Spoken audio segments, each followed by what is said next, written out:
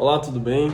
Muito obrigado desde já a você, meu colega, meu amigo, minha amiga, que me motiva a ser melhor a cada dia, que me motiva a produzir algo que possa mostrar algo melhor. Muito obrigado. O tema de hoje é sobre teses defensivas. Como nota preliminar, gostaria de ser um pouco chato aqui, que é tentar sistematizar como que nós pensamos. Vou aqui criar um desenho, vocês podem perceber aqui que existem vários entes, existem vários fatores quando a gente pensa alguma coisa.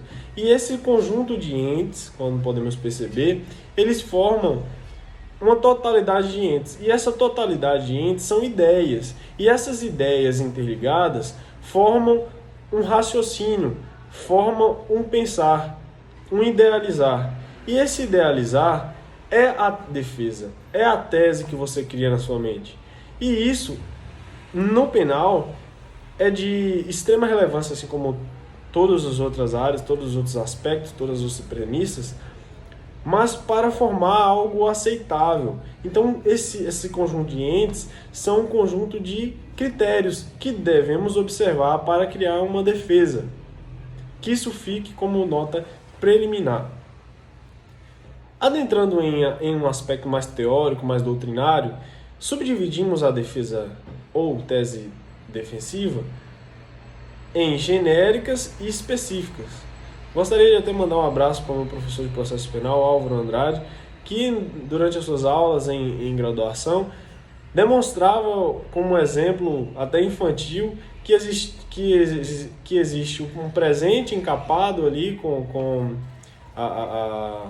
o presente, com papel de presente, sem nenhum laço, seria o genérico, e o presente com o lacinho seria o específico. Então, os genéricos são utilizados em todas as infrações, seriam como um presente comum. Então, todas as infrações seriam o crime de roubo, crime de furto, crime de dano, o crime de desobediência, qualquer crime, todos os crimes. E poderia utilizar como tese genérica nulidades, prescrição, salvo os crimes imprescritíveis nesse caso, de prescrição, que não seria possível. Seriam todos esses crimes. Já nos crimes específicos, as teses específicas, seriam mais o crime propriamente dito, a tese daquele específico crime, como, por exemplo, o crime de desobediência. Poderíamos utilizar a atipicidade ao contrariar um agente de trânsito, por exemplo. A atipicidade ao contrariar um agente de trânsito. Ou, por exemplo, o crime de roubo ou ameaça. A ameaça utilizada não tem força intimidatória. Ou talvez a ameaça utilizada foi com tom de humor. Não teria como configurar no crime de roubo essa ameaça, ou no próprio crime de ameaça. Seria mais ou menos isso. Já na análise de provas utilizadas pela acusação, podemos utilizar que aquele fato narrado não ocorreu, ou que o fato narrado ocorreu de maneira diversa, ou as alegações trazidas ali não conseguem comprovar a autoria ou materialidade ali na peça acusatória. Existem vários fatores. Isso como tom introdutório para a gente imaginar, para nós imaginarmos, pensarmos, porque isso é muito pertinente. Precisamos imaginar, precisamos raciocinar. E isso a gente cria com observar. Precisamos observar tudo, todos os entes. Precisamos juntá-los para criarmos uma maneira parcial de pensar, uma maneira defensiva de pensar. Assim criaremos uma tese defensiva com uma força aceitável. Até porque quando a gente está conversando com alguém, ou qualquer alegação defensiva ou impugnativa que a gente utiliza num diálogo, você percebe quando algo que foi dito é lógico, como algo é aceitável. Quando não é aceitável, você já olha assim, tudo bem, ok. Imagine isso no penal. Imagine isso ao criar uma tese, ao criar uma defesa. É necessário ter essa premissa maior, premissa menor, aquela hermenêutica pensante. É necessário ter isso. Então, nas subdivisões de teses, podemos mencionar em um momento inicial a tese processual. A tese processual, quando citarmos isso, devemos imaginar em nulidades, porque não há outra possibilidade em uma tese processual ser algo distante de um requerimento ou de um reconhecimento de uma nulidade. Falou em tese processual, temos que imaginar em nulidades. E essa nulidade pode ser, talvez, um vício na peça acusatória, pode ser um vício em audiência. Já convido a ler o artigo 212 do Código de Processo Penal. Um vício em sentença. Um cesseamento de defesa, uma afronta a um princípio, vários aspectos em tese processual.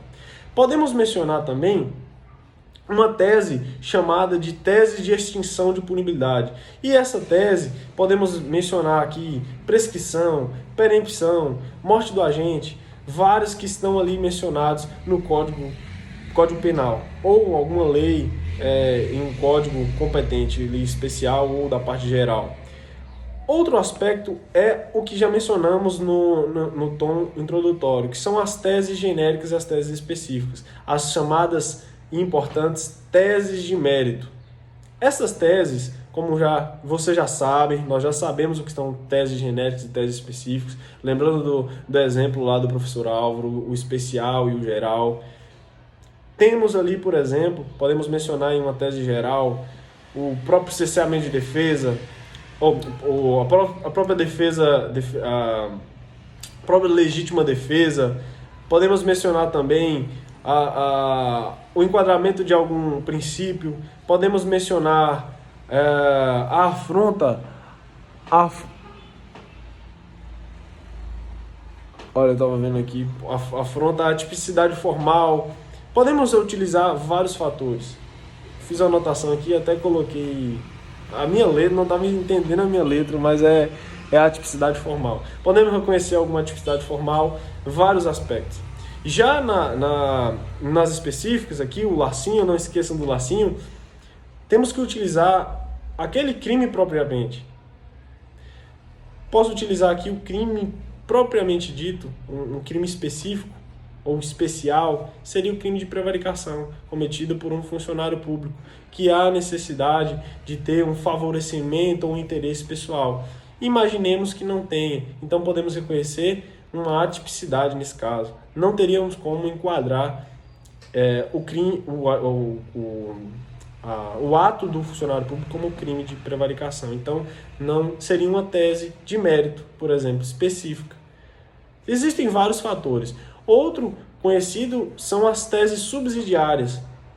As teses subsidiárias são aquelas, no caso de inexistência de absolvição. A pessoa foi condenada. E como ela foi condenada, nós, como temos um pensamento, um conjunto de elementos, de entes ali, nós temos ideias conectivas de maneira pensante, parcial, defensivo, vamos utilizar uma forma de melhorar a situação do acusado. Mesmo que ele vai ser condenado, vamos tentar melhorar aqui. Então, essa é uma tese subsidiária. Então, vou tentar utilizar uma tese diferente para melhorar a situação dele. A mais comum utilizada pela doutrina é a chamada desclassificação. Então, vamos desclassificar esse crime por um menor, mesmo que ele seja condenado por esse crime menor, de menor potencial, do que o outro que ele poderia ser condenado, mas é melhor para ele, como por exemplo uma desclassificação do crime de homicídio para o crime de lesão corporal, por exemplo. E por fim, a tese também muito conhecida é as teses relativas à pena. E nesse caso dessas teses relativas às penas também são, assim como as teses subsidiárias, têm a finalidade de melhorar a situação do acusado, também em relação à condenação. O seu acusado foi condenado, então você tenta utilizar interpretações em conexão à lei, obviamente, para melhorar a situação dele. Gostaria aqui até de colocar um tópico de começarmos a pensar penal. Nós estamos tratando aqui de pessoas condenadas nesse tópico aqui, mas nós não estamos tentando olhar para o condenado, nós estamos analisando para o fato cometido pelo condenado. Nós temos que ter esse olhar mais centrado. Uma proposição que gostaríamos de colocar na cabeça dos senhores é a palavra foco. Quando pensamos em uma defesa ou tese defensiva, precisamos ter foco no praticado, foco no acusado. O que foi acusado, a acusação. Precisamos ter foco nisso, porque se começarmos a olhar o passado, olhar coisas diversas, sem o foco, nós vamos ter um pouco de confusão e a tese defensiva ou a defesa será um pouco atrapalhada e não terá os fatores necessários para a criação de um conjunto pensante lógico e com força aceitável. Então isso devemos ter um pouco mais de consideração. Então essas teses relativas à pena poderiam ser afastada alguma causa de aumento, afastada uma causa que seja desconectada ao artigo 59 do Código Penal, que ali apresenta as circunstâncias judiciais favoráveis.